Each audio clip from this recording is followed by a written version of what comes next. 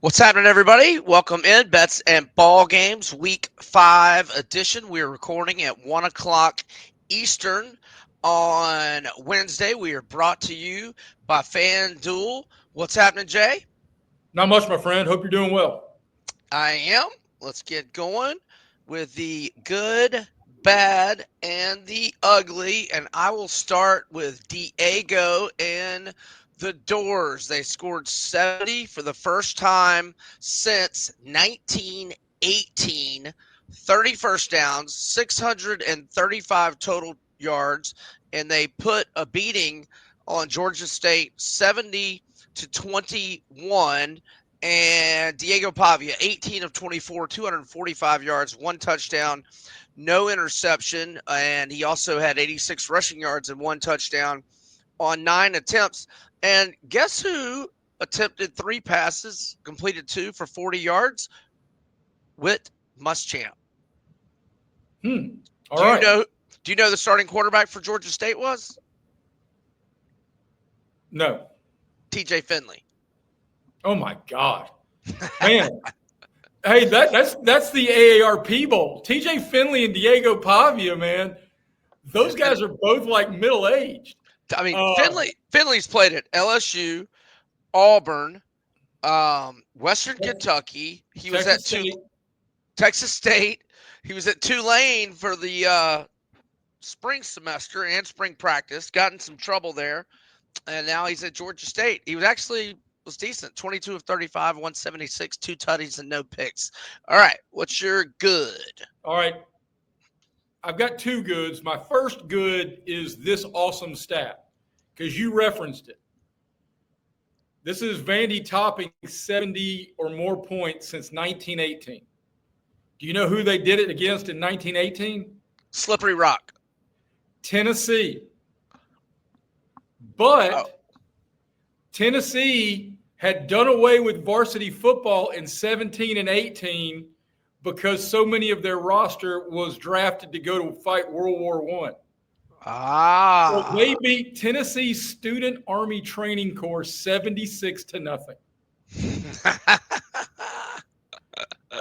My good is Lane Kiffin, quarterback whisperer, because you and I were both super high on Austin Simmons, and now just pick and plug and put Trinidad Chambliss in there, and he looks every bit as good, if not better. Lane Kiffin, quarterback whisperer, you are good, and I will be glued to my television set tonight to watch the SEC Network documentary on the many lives of Lane Kiffin. Yeah, I look forward to checking that out as well. So my bad is going to be the Florida Gators offense. 7 first downs, 0 of 13 on third down, 141 total yards, out time of possessed, if you will, by 13 minutes. But let me say this.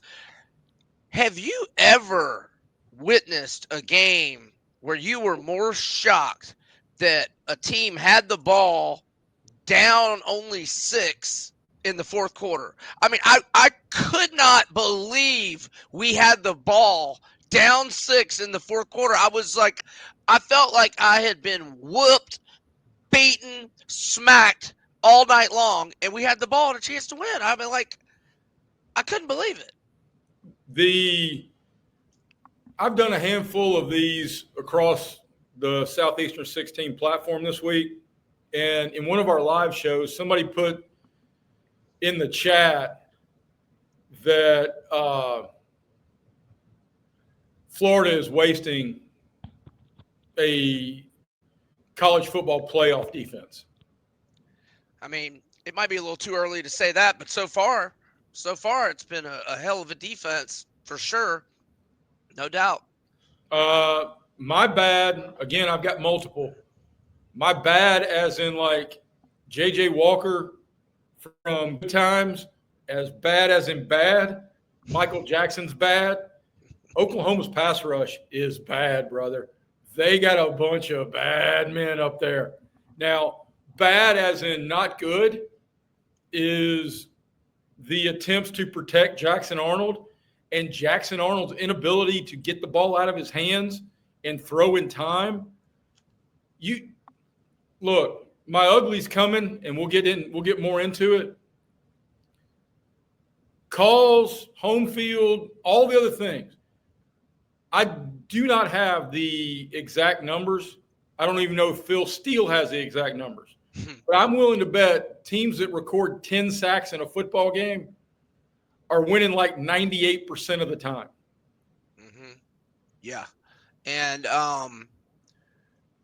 when you have Cam Coleman and you know pressure's coming, like just throw it up to him. Dude, I mean, it's the draft day. It's when Costner wrote that linebacker's name and put it in his pocket. It was Alvin Mack, no matter what.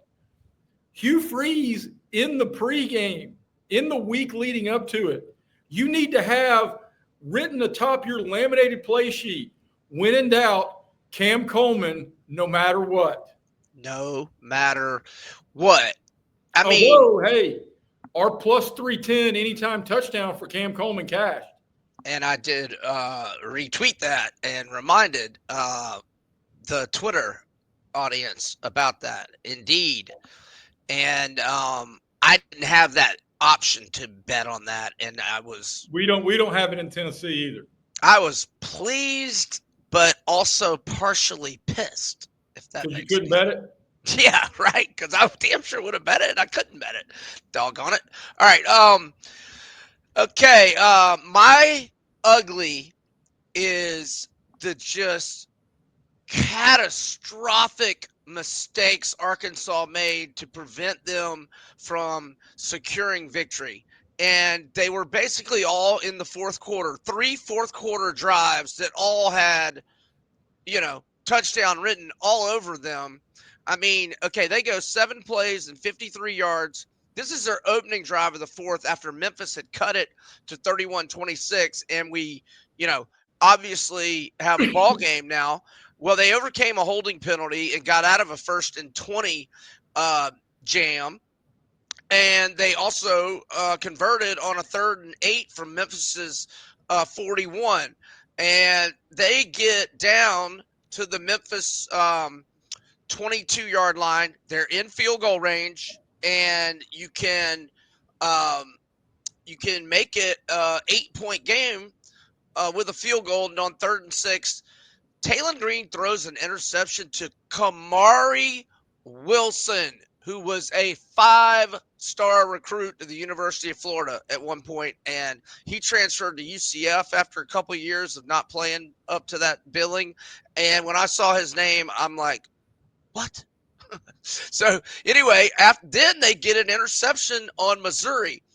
Then they go 10 plays, 33 yards, but it was really a lot more than 33 yards. It was 3rd and 8 on the Memphis 31. Again, I mean, it had been a 48-yard field goal, and Taylon Green gets sacked for 9 yards. Not only did that take them out of field goal range, but I had his rushing yards prop over 55.5, and it was over. And that took it under, and he didn't attempt to rush the rest of the doggone game. So then from there, they go. Memphis goes 4 plays, 94 yards. Wait, they punted? Oh yeah, okay, yeah, duh. That's right. They punted. Duh.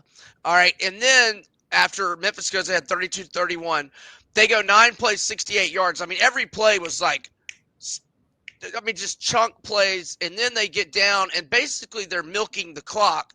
I mean, I would have told Mike Washington, the running back, who's been great for them all year, I would have told him, look, don't go in the end zone. Like, go down at the 1. All you were trying to do is set up a field goal. And he is lunging for extra yardage without 2 hands on the ball, and he fumbles. And then they get a third. They use their timeouts, and they could have gotten the ball back, and the quarterback is stopped like 8 yards in front of the first down, and he just keeps on keeping on somehow. Anyway, that was ugly, Arkansas. You got to secure victory. That's it. I feel like in some ways Taylon Green made a bad business decision. In what way? Well, think about his skill set in some of these true dual threat offenses. I think Bobby uses him, right? No, I do too, but it's not necessarily what Bobby prefers to do. Bobby is best with a Ryan Mallett back there. I mean, but anyway, in you talk about if Arkansas could trade its defense for Florida's defense, the Arkansas Gators would be a playoff team. And a legit threat to win it all. That's what Yes. it would be. Absolutely. Wow. Hadn't thought of that, but yeah. My bad is the officiating debacle and that happened in Norman, Oklahoma. And look, everybody knows where I went to school. I think the better football team won the game. And the most telling stat was Oklahoma's 10 sacks, and the team with the better player, John Mateer, was the difference. So, but it's still ugly. And the statement afterwards, look, man, those statements are such bullshit, and Right. pardon my language, because here's the thing. The league is going to find any coach or player who speaks out about officiating. But that's their solution and then it's almost always ended with the exclamation point sentence declaration at the end. No more comments will be given. Go believe yourself, man. Right? Yeah, I hear you. All right, so we've had big news the last 2 days on. Oh wait, was it Monday? So last 3 days. Yeah, Monday. Bruce Pearl. I mean, I wasn't completely shocked because there had been that talk a couple of months ago about him expressing interest in politics. And so that's why I wasn't completely floored. But I mean, it was still surprising for sure. And the timing of it, the timing of it was very Dean Smith for Bill Guthridge, like making sure my son is going to get the job. There's not going to be a national search. And by the way, go ahead. By the way, what? Oh, I thought, I don't know. What were you going to say? Okay. Well, I think the timing also in this day and age is very much, look, Bruce is still in the Auburn athletic department. Bruce is still going to live in Auburn. So I think this is also traditionally everybody would be thinking, we're about to start practice. What the hell, man? In the age of the portal, if he had done this 2 months ago, half of that roster would have picked up and reportaled. Right. Now they're enrolled in school, and in basketball, you're going to have to stay. You're not going to be able to get in somewhere else mid semester, which means you're now going to start the year, and this roster is going to stay intact, which has promise. So, look, the only way, and I'm going to speechify here a minute because Bruce Pearl has done the unthinkable. He has made Auburn basketball nationally relevant. And that is, as someone who went to school there, who was one of the, at times, 100 students who would come watch a game in midweek, that's not only unthinkable, it's unimaginable. Right. And I am not saying he is as accomplished or decorated or all-time great as some of the legends around the league. And I'm talking all sports. But Pat Summitt built a gold standard in her sport from nothing. Nick Saban reawoke a giant at Alabama. What Bruce Pearl did is harder than both of those. To make a terrible program nationally matter is harder than building something from scratch or recalling the echoes of previous greatness at a place that has won natties. So, look, I'm not saying Pearl is anywhere close to the legendary status big picture in the macro that Summit or Saban or Skip Bertman or Dawn Staley or a whole lot of people around this league who have done amazing things in building programs. He didn't revive Auburn basketball. He built it. He resuscitated it. Right. I mean, all you think of before him is the Rifleman and his baby bro Wesley and Chuck. I mean, and Chuck and a few good 1 teams year with Sonny Smith. Cliff Ellis and Chris Martin and Sweet 16 and 03-ish. Well, no, that was the guy all tatted out that went into the Orlando Magic. I forget his name. I can't believe I can't think of his name. I can see his face. They lost to Cuse, the eventual champion in the Sweet 16 in Boston. But no, Cliff Ellis had them as a 2 seed, and they lost to like 15th seed Iowa State in the first round.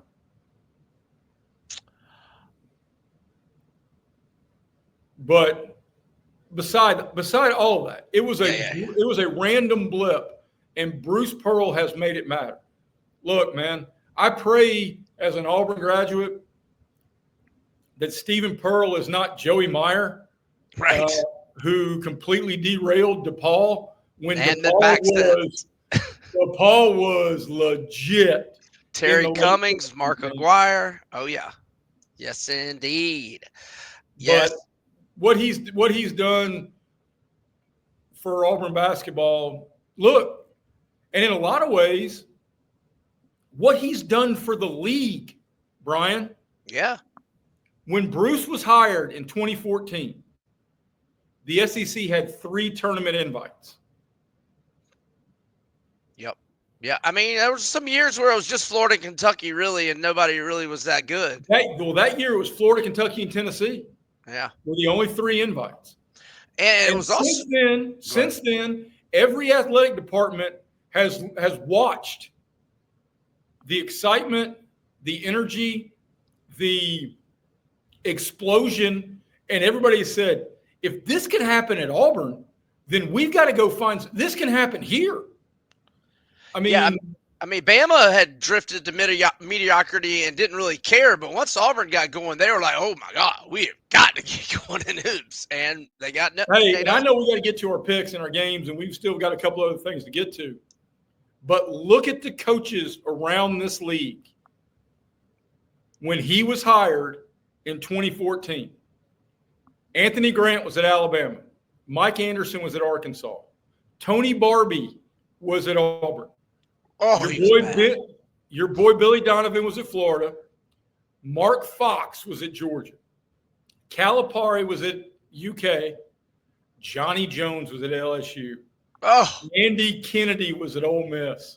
Rick Ray was at Mississippi State. Oh, hired by Scott Strickland. The worst hire in SEC basketball history by Scott Strickland.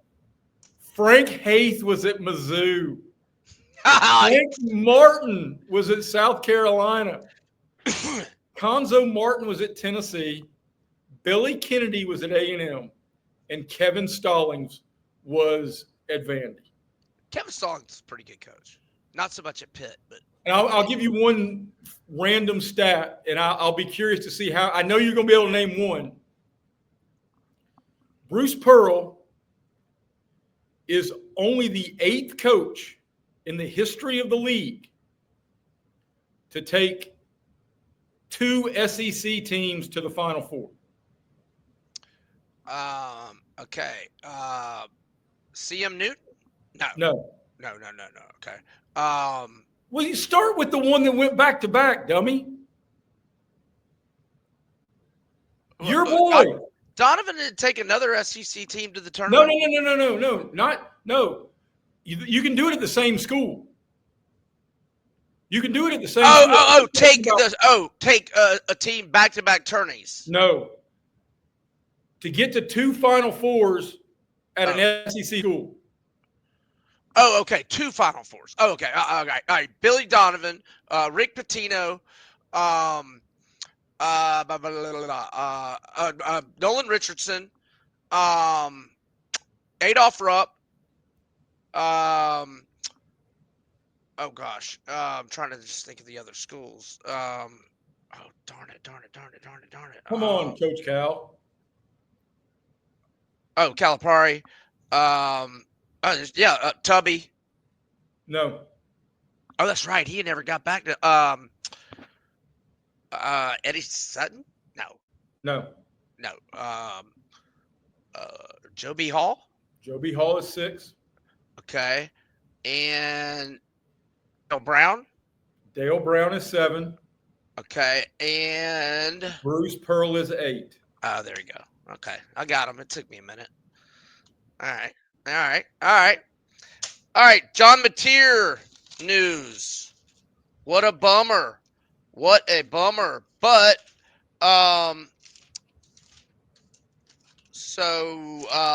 he was briefly off the board when it happened, and Fernando Mendoza of Indiana moved up to the plus 650 favorite at FanDuel, but now it's down to plus 850. And Oklahoma went from 18-1 to win it all to 22-1, which kind of surprised me that it didn't move more. But if he's going to get hurt, it's a good time to do it. You got the open date, then you got Kent State, and then Texas, which I feel like there's been people saying there's a glimmer of hope that he'll be back for that, but I really doubt it. And then after that, they have at South Carolina. I think Ole Miss at home is probably the more realistic deal, but we'll see how he recovers. I guess he's getting out of surgery probably around right now out in L.A. Mateer has dropped to plus 10,000. 100-1. Yeah. No, I saw that and I was like, well, I don't think that's right. That's almost attractive. That's almost attractive that he's dropped to 100-1. Well, and if he does come back from Texas at 100-1, I think that's a play. Here's the thing. Even if he doesn't get back for Texas, 100-1 could be a play. That might be their, only loss. Well, it could be their only loss, and they're still a playoff team. Right. Because now the news comes out that he did it in the first quarter, which means he led a game-winning drive with a broken thumb that needed to be surgically repaired. Yes. That's a Heisman moment. Yeah. 100-1 is attractive. I couldn't believe that it drifted that far. I was thinking it would have drifted to like 40, maybe 50 tops. 100-1 is a little much, especially when there is no. It's still September. There's no clear cut on this thing. Dude, Trinidad Chambliss is at 50-1. Right. How in the world can we get our head around a place where Ahmad Hardy and Trinidad Chambliss are twice as likely in FanDuel's eyes to win the Heisman as John Mateer is? Exactly. There's 12 guys that are inside of 20-1, and then let's see, 13, 14, 15 inside of 25-1. And by the way, our guy, let me just rip down all the SEC guys in the Heisman. So Marcel Reed's at 14-1 with Gunnar Stockton and Aguilar. And then we've got Nuss at 16-1. Ty Simpson is 20-1. Bo Prabula 30-1. Diego 30-1. Arch 40-1. Jackson Arnold 50-1. Ahmad Hardy 50-1. Like you just said, Trinidad Chambliss at 50-1. Taylon Green 80-1. Mateer and Lenoris and Ryan Williams are 100-1. And DJ Lagway 250-1. Blake Shapen 300-1. Nate Frazier 300-1. All right, we've got look ahead lines for next. Hey, real quick. Go After ahead. you just went off that rant of Heisman odds, do you know who Wally Pipp is? Yeah. Okay. Did Austin Simmons just get Wally Pipped with an ankle injury? Pretty much. So, Pretty much. A healthy Austin Simmons was not doing what Trinidad Chambliss is. No, he had more interceptions than touchdowns. 3-4 TDINT. I think it was even. I think it was 4-4. You know, I heard you say that in our clip the other day, and I wanted to correct you. Maybe we'll have to look that up here in a minute. I'm looking it up now, so go ahead and do your look ahead line. Well, now I'm looking it up too. And here we have. Oh, you're correct. I'm sorry, what, Brian? Yeah. Oh, you know what it was? It was 3-4 going into the game against Arkansas, and I forgot. And I forgot. Yeah, I mean, you're right, and I'm wrong. I mean, it doesn't happen often, but it Oh my God! It doesn't happen often. All right, look ahead lines. Okay. Oh, this one just almost gives me chill bumps. Vanderbilt at Alabama. What do you think? I wish I had. I saw your Twitter post on this. Yeah, I wish what, I had 11.5.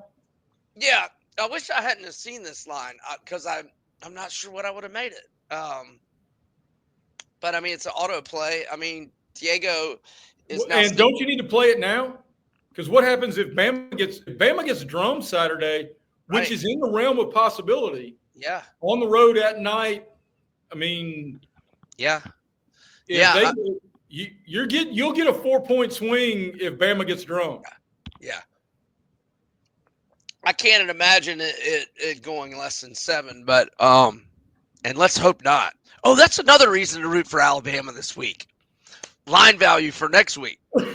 Oh, case in point, though, this may be the rare in-game look-ahead play. Right. Because if you know you're going to be on Vandy, right, and Bama gets off to a quick start, maybe you can still – because you desperately want it more than 10. Oh, yes. Desperately want it more than 10. I want it 14. Maybe Mendenhall and Utah State will give Vandy more trouble, and that might even help us. But as long as Vandy prevails. Okay, so you saw my tweet, so I'll just rip through these lines. Texas minus 8.5 at Florida. A&M minus 14.5 at home to Mississippi State. All right, let's jump in to the games, and we'll start with Notre Dame at Arkansas. All right.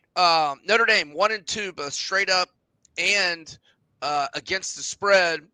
Arkansas 2-2 straight up, 1-3 against the spread. And noon, ABC as a home dog. Or actually, I need to get FanDuel's current line for us, and I am gonna do so right now. So we are looking at Notre Dame minus 4.5 at a minus 102 price to take the Hogs plus 4.5. It's minus 120. Notre Dame minus 178 money line. Arkansas plus 146 to win outright. The total 64.5. All right, they've got some props up here. Where's Taylon Green's rushing yards? Because I darn sure like that. And I got hosed on that. Oh, Jeremiah Love's rushing yards could be interesting because Arkansas can't stop anybody run defense wise. Well, minus 118 to have 100 plus. And okay, here's Taylon Green. He is 50 plus minus 144, 60 plus 104. 70 plus 152, 80 plus 205. He's going to have a lot of rushing yards, I think. As a home dog, Pittman 9-6 against the spread, but overall as a dog, Pittman 24-11-1 against the spread. Look ahead line last week on Thursday was Notre Dame minus 6.5, and then Arkansas lost at Memphis. And it's gone down. I mean, I think Arkansas is dangerous in this spot. I just do not trust their run defense, but I do have a play, and I'll tell you about it, but I'll let you have the floor for a minute. All right. Well, they are dangerous in this spot because I think Pittman's a likable guy within the confines of the football building. I understand a whole lot of folks wanting to turn the page in Arkansas and move on, I can see his seat getting noticeably hotter by the week, especially after that loss to Memphis. Look, I said it when we were kicking around things we were going to keep an eye on. Arkansas and the over is going to be a thing. So I'll tell you, on FanDuel, they've got under the game specials tabs, you can get both teams to score in every quarter at plus 390. I like that. I do too, a lot, in fact. Yeah, because I don't think either one of these defenses are going to come close to slowing down Love or Green. So, I mean, I really like plus 390 money with these two offenses, and both teams are scoring every quarter. Yes, I concur. All right, I'm okay with over 64.5, both teams, because I don't think Arkansas can stop Notre Dame's running game. But another reason why that look-ahead line, and it got, the line got smaller, and I thought Notre Dame was going to have one of the best defenses in the country. Man, they are ranked 1-8, and this isn't week 2 now. We've got 4 data points now. Or wait, we only have 3 with them because they've had an open date. My bad. But they're 118 in scoring. There's only 136 FBS teams now. They gave up 30 at home to Purdue. They gave up 41 at home to A&M. So I'm playing Arkansas's team total over 29.5. They've scored 52, 56, 35, and 31, and they should have scored a lot more than 31 last week. And they're still 8th in the country in offense, 552 yards per game, and 15th in scoring, 44 points per game. Petrino, one of the best play callers. So I'm going Arkansas. Team total over 29.5. I'm not against both teams over 64.5, and I'm not against any of those odds I gave out for Taylon Green rushing yards. I think he'll rush for 70 or 80. So if you like any of those, I'm all for it, and that's where I'm at on this one. I love your pick of Arkansas team total. I also will dabble in that plus 390 of each team to score in every quarter. I endorse that as well. I won't have the opportunity to do that, unfortunately, but I certainly endorse that. Is that's it for you on that one? Yes. All right, let's move to Utah State. At Vanderbilt, and FanDuel has that at 22.5. And it's minus 112 for Vandy, minus 108 for the Aggies. The Aggies are 10-1 odds to pull the outright upset. The total is 59.5. All right, first quarter, Vandy is minus 6.5, minus 120. Not opposed to it. First half, Vandy minus 12.5, minus 120. Not opposed to it. However, I do want to say Utah State, which had a dreadful 4-8 straight up, 4-7-1 ATS last year, and only brought back 18 lettermen, but they got a good coaching hire in Bronco Mendenhall, and they are 4-0 against the spread, 3-1 straight up. Their only loss at A&M, 44-22, covered the number. And they hadn't played a murderer's row, but they beat UTEP 28-16. They were coming off at A&M, and Air Force had 2 weeks to prepare, and they beat Air Force 49-30 as a 4-point dog, and then they beat McNeese 48-7 as a 23.5-point favorite. So my only point is, they're playing decent ball. They've got a good coach, and they've got a pretty good quarterback as well in Bryson Barnes, who was at Utah with Whittingham for several years. And I remember he had a monster game at Southern Cal a couple of years ago. So Utah State is, decent. I actually made the spread 20 rather than, the 22.5. But I'm okay with all those first quarter and first half plays on Vandy. Not a lot, but I'm okay with a little bit. I will probably be on Vandy in the first quarter. I think this is a lot of emotion. You're trying to figure out ways to keep the fans energized. And we referenced it earlier in our look ahead lines, but you got to know who's on deck. It's a look ahead. Vintage look ahead. It is a complete look ahead spot, which if I'm going to play the game, the entirety of the game, I would have to take more than 3 touchdowns with Bronco. But my preferred play here would be Vandy in the first quarter, as long as it stays under that 7. Yep. Concur. All right. Auburn at A&M, and we talk about spots. This is a brutal one for Auburn. Not only back-to-back road spot, but A&M has 2 weeks to prepare, and A&M also has 4 overtime revenge mode in mind as well. So all the situational factors, favor A&M in this game, but I think the line's a little bit rich, and maybe those factors are built in a touch too much. So FanDuel right now, A&M -6.5 and -230 on the money line. Auburn +188 on the comeback. The total is 52.5. And Hugh Freeze is a road underdog at Auburn, 3-5 against the spread, but Elko as a home favorite is 2-6 against the spread. The over is 3-0 for the Aggies this year. The under is 3-1 for Auburn. A&M is 3-0 straight up and 2-1 against the spread. Your thoughts?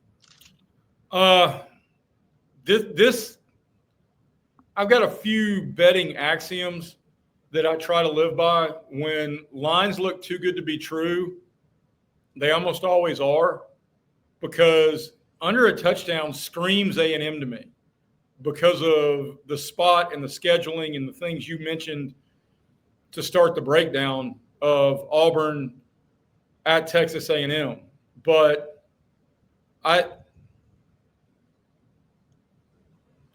this feels like Auburn finds a way to win, or Texas A&M pulls away mightily in the second half. Does that make sense?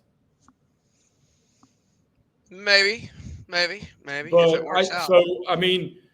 A short way to say I don't really have a feel on this game. Right. I mean, like, you want to talk about another puzzling line? The first quarter number is A&M -1.5. Huh.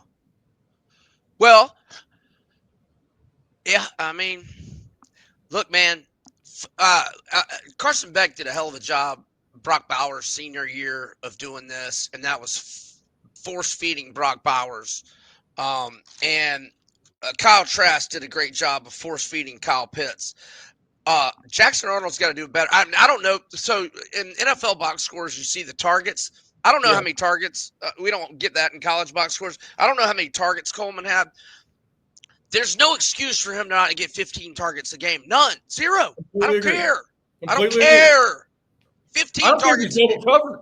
I don't care if he's triple covered. He's 4 and he's faster than everybody else. Yeah. He's going to draw PIs, and he's going to catch the ball. And I remember I tweeted right before that 4th down on that awesome drive y'all had. Awesome drive to take the lead there pretty late 4th quarter, mid-ish 4th quarter. I said, you got to go to Coleman here. And he did. He got the PI. I mean, you got to go to Coleman. Just get him the ball. All right. We're moving on. All right. LSU at Ole Miss. And Jay and I actually did the video preview of this game. So if you want more of our analysis on this game, you can check that out on Southeastern 16's YouTube channel. ABC, 3:30 Currently at FanDuel, Ole Miss -1.5. They're -120 money line. I would do that if you're taking Ole Miss. I do -120 before I do 1.5. The total is 55.5. The under's 3-1 for LSU. The over is 3-1 for Ole Miss. Ole Miss 4-0 straight up. 3-1 ATS is a home favorite under Kiffin, 15-13-1 ATS. Big revenge game for Ole Miss, losing 29-26 in overtime last year, a game that they controlled for the most part. LSU in this rivalry, 7-2 straight up, 6-3 against the spread in the last 9, but they've lost both their most recent trips to Oxford, 31-17 in 2020, or I'm sorry, 55-49 2 years ago, and 31-17 back in 21. Gabe Relaford is out, starting defensive end for LSU. Caden Durham, day-to-day, will know more on the injury report tonight. And I have a play on this game, but I'll let you give your thoughts. I will. I have a play on this game too. I will 100% be on the over, especially if it stays under 56. I mean, look, I like to look at the game specials because I think it can tell some layers. And we talked a little bit about Arkansas and Notre Dame. You got plus 650 for each team to score in every quarter. Well, you get shorter odds for each team to score in every quarter in this game at plus 550. But the total is 9 points lower. So this screams an overplay to me, and that's not even factoring in Lane Kiffin taking to Twitter and saying take the over when news broke that his daughter Landry is dating LSU middle linebacker Whit Weeks. So wait, was he making he was making reference to what we think, right? Not reference anything to do with their relationship. I don't know. He could very well be saying their relationship's over. I don't know. But, right. Something to do with the relationship. Go ahead. But I think he's saying I'm gonna toast this guy's ass in his defense this week. Well, and look, this spot also put this tidbit of the things you mentioned push me towards the over. The LSU injury report includes a very needed defensive end who's out. And if your best running back is not going to play for the Tigers, aren't you going to lean on your first-round NFL draft pick quarterback even more? Yep. Yeah, we're on the same page. I like the over as well. This total is 9.5 points fewer than every other total in this series since Kiffin got there. I hope that made sense. Yeah, and Ole Miss has been having shootouts. LSU's not been having shootouts, but Clemson and Florida's offenses are not exactly lighting it up, to say the least. We're both as Brian Kelly went on his diatribe, all they're trying to do is win games. Well, to win this one, I think they're going to have to get in the 30s. Oh, they're definitely going to have to get in the 30s because Trinidad is going to have those boys in the 30s. Well, yeah. I think we can say that with confidence. We've got a great play caller in Lane Kiffin. All right, this is how good the SEC slate is this week, that Tennessee at Mississippi State is an SEC network game. And that is at 4:15 p.m. Eastern. And currently at FanDuel, Tennessee is -7.5 at a -115 price. And Mississippi State's plus 245 on the money line. And the total is 62.5. And I wish it wasn't so high because I could see wanting to play the over here. As a road favorite under Heupel, the Vols are 6-4 ATS. This is their first time in Starkville since 2012. They did meet in Knoxville last year. Tennessee won 33-14, but Hail State covered as a 25-point dog, as a home underdog under Levy. Mississippi State is 2-3 against the spread. Your thoughts? I think this is a great line. I think 7.5. If it was 6.5, I would project Tennessee because I think they win the football game. But look, and we're going to talk a bunch about this in a moment, but Ty Simpson, Joey Aguilar, these guys going on the road for the first time in the league, it's a different beast. Yep. First SEC road game for Aguilar. You know, it was a neutral game in Atlanta, and they had the home crowd advantage against Syracuse in the opener. Talk about Tennessee. And, I mean, look, every game's meaningful for the Vols because they've moved back in position. What's now more meaningful because you've already got the one loss. But they're still top 15 in the country, which puts them in playoff aspirations. Sure. And this is a quality win. This could be a program redirecting win for Levy and Mississippi State. Absolutely.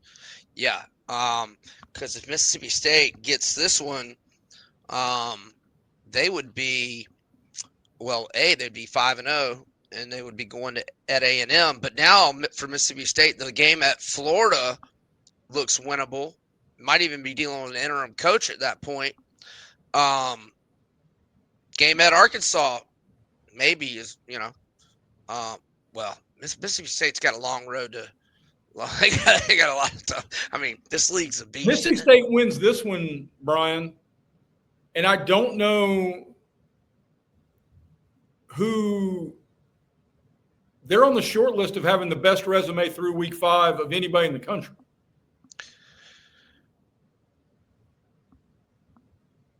Yeah, I mean, they're on the list. Yeah, I mean, because so many teams haven't played. I mean, I really only think they played 2 good teams, Tennessee and Arizona State. But Arizona State, that win's aging well. It's a big win for Arizona State last week at Baylor. Well, that win's aging well. A lot of people, we'll see how the Southern Miss win ages. Right.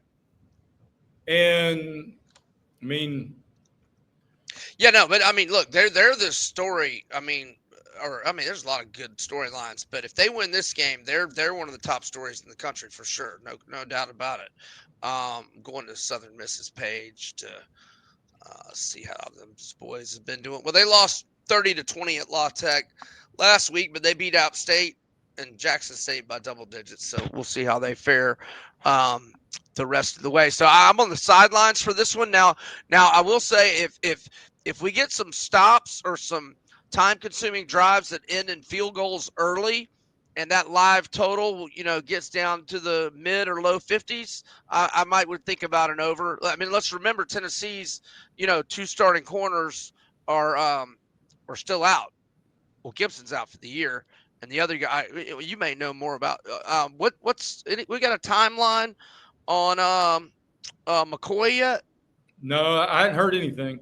Okay. I mean, I know he's out this week, but I know they were expecting him back like some point in October, maybe. And I mean, look, both these coaches know each other well.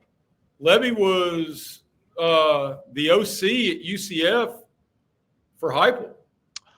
Did not know that. Okay. All right. Levy was on staff when Heupel was playing at Oklahoma. Definitely didn't know that. I knew he had Oklahoma roots. And hey, hat tip to Heupel for beating FSU's ass in that natty game. Appreciate that. That was when I had the great misfortune of living in South Florida, and I had 3 of my Knoll buddies staying at my house while I was in New Orleans. And the Miami and Butch Davis's last game, they beat the Gators 37-20. I had a horrible hangover and get back to my house, and I'm locked out of my house. They thought I had an extra key. I had to call a locksmith. I wanted to kill those Knolls, and thank goodness Oklahoma beat them. Anyhow, we move forward now because Alabama at Georgia. Alabama's 9-1 against Georgia. And until Georgia beats these boys, and let's remember the one win was extremely fortunate.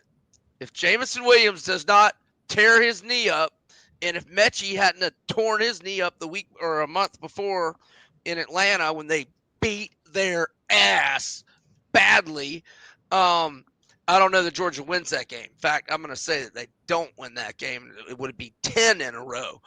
All right, got some stats on this one.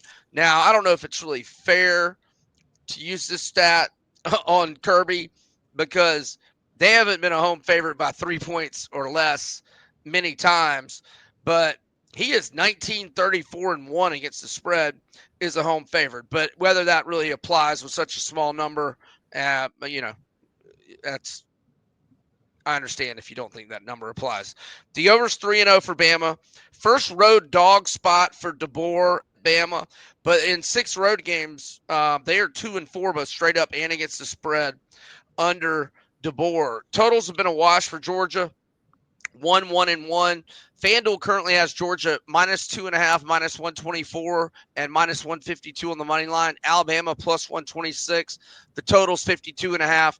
They are begging you to take Georgia. They're begging you to take Georgia, and you're going to bite. I am. Correct. I'm going to completely bite. And Ty Simpson has been wonderful in Bryant-Denny. He was less than wonderful at Doak.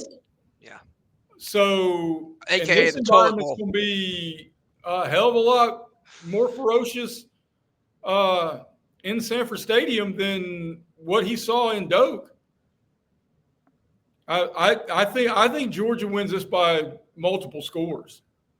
Well, they owe them a beatdown. They do. You don't think Kirby and everybody in that building's tired of hearing the numbers you just rattled off? Yeah, I would think they are. I would certainly think so. I am. You couldn't pay me to bet on Georgia against Alabama. I've been watching this rivalry way too long. And you know the last time they beat them, besides that Natty game in Indy, when Alabama was 2003? I think it was 07. I can tell you what happened. It was when Stafford. Yeah, it was 07 because it was Saban's first year. Stafford threw a touchdown in overtime at Bryant-Denny to win it. So yeah. Now they did obviously beat them a few years back in Indy for the Natty. All right, so let's go to Kentucky at South Carolina, and FanDuel has that line at South Carolina -6.5, -240 money line. Kentucky +195, total 46.5. And like the LSU Ole Miss game, Jay and I did the prediction preview, so you can get more of our thoughts on this game there. I'm on South Carolina here, and the first career road start for Bowley's the main reason. I thought South Carolina played a little better last week. Took my money on my Missouri first half bet. I know you like South Carolina as well, correct? I do. And this staying under 7 makes me like South Carolina a lot, actually. Yeah, I think we both thought when we were recording that video Monday that this thing was headed more north, and it hasn't. We'll see what the injury report says tonight, but we need. It's time for Lenoris and Dylan Stewart to have some big All-American type of performances. And I completely agree. I'll tell you, looking at the game specials on FanDuel, one that's sneaky tasty to me, you get 10-1 money on Kentucky not scoring a touchdown. Ooh. That's a big number. Yeah. That is a big number. The total's 46.5. So they're expecting this to be a rock fight to begin with. Right. Kentucky, and look, you still cash checks if South Carolina wins this thing 21-9 with 3 Kentucky field goals. Yep. So we are both on the Gamecocks, and I also think if you have a money line parlay or a teaser working, In fact, I might have a dance partner for you on that. Who was I looking at for a money line parlay or teaser? Yeah, maybe Indiana, but I don't know. Iowa City's kind of tough sometimes. All right. Finally, UMass at Mizzou, and I'm trying to find it. Here we go. Mizzou minus 44 and a half, minus 114 price. The total 56 and a half in the first quarter. Missouri is minus 13 and a half, and in the first half they are minus 25 and a half, and their first half team total is 28 and a half, even money for the over. Yeah, there's some options for you there. They What's don't our have rules, brother? What's our rules? You don't bet against Diego, and you better be careful laying more than 40. right. Yeah, correct. Yeah, I'm off this game. I don't. Yeah, I What's mean, Missouri got to prove at this point? right. If And Drinkowitz, if you gave Drinkowitz the option right now that he won 21-6 and got no injuries. And nobody got hurt, he's turning the page to Alabama. Sunday night. And Missouri goes into their open date. Yeah, he wants to get all these guys out early. He wants to get all these guys out of the game early, and they'll have 2 weeks to prepare for Bama. Yep. Bama will be coming off of Georgia and a revenge game. That is an ideal spot for the Tigers on October 11th. And I wish these books would throw the double look-ahead line out for us, but they have not done that. I mean, I don't blame them. They don't want to take action on that without knowing the injuries, etc. All right. Think we're done. What other picks you got? Not many. Looking around the college football slate. While you look, go ahead. I was just going to throw you a couple of mine while you look at the board and maybe find another one or two. So I think you bet the Lions any way you want at home to the Browns. I'm betting on minus 5.5 in the first half, and their team total is 26 and a half at home.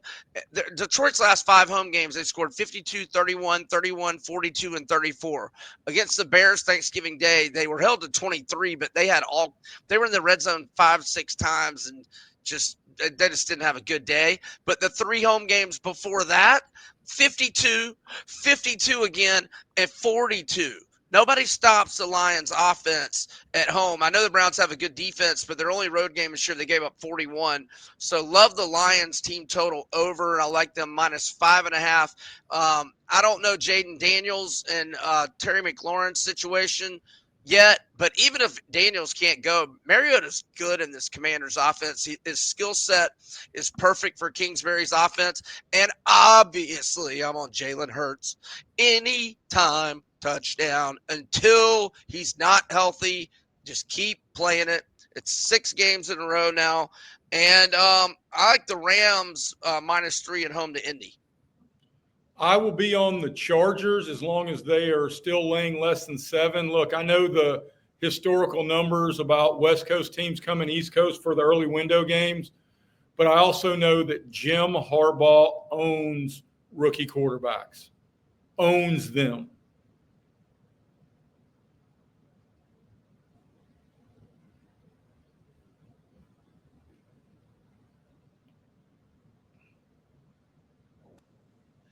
Did you hear what I was saying?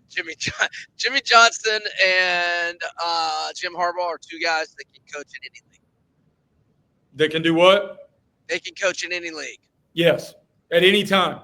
Yes. If Jimmy Johnson wanted to coach tomorrow, I'd pray that Auburn would hire him. He's got plenty of energy left. All right. Anything else? That's good for me, brother. Best of luck. Oh, whoa. Oh, we got sponsors. Wow. That was tough. If you need to check out, feel free to. Game Time Sidekicks, officially licensed stainless steel drinkware, all SEC schools, plus over 350 more universities, everything from stainless steel sippy cups, tumblers, and 40-ounce plus bottles and shaker cups, SE16 for the 20% discount to viewers. All right, our good friends at ROKFORM, the world's strongest magnetic phone case, extreme protection, super strong magnets, rock lock, secure mounting. September is the busiest month of the year with a new iPhone release, SEC25 for 25% off. We also have our good friends at HOVI Dry Goods, your new favorite hat. Look no further than HOVI hats for high quality headgear with a great fit and unique designs. Our bad beat team of the week is Jay's alma mater. Oh, the safety meant more to some than others. And promo code coming soon for 15% off. So we don't have it It's yet? Auburn. Oh, Promo code's Auburn. promo code is Auburn. Sorry, Auburn for 15% off. He's Jay Greeson. I'm Brian Edwards. This is Southeastern 16. Good luck with your bets. We'll talk to you next week.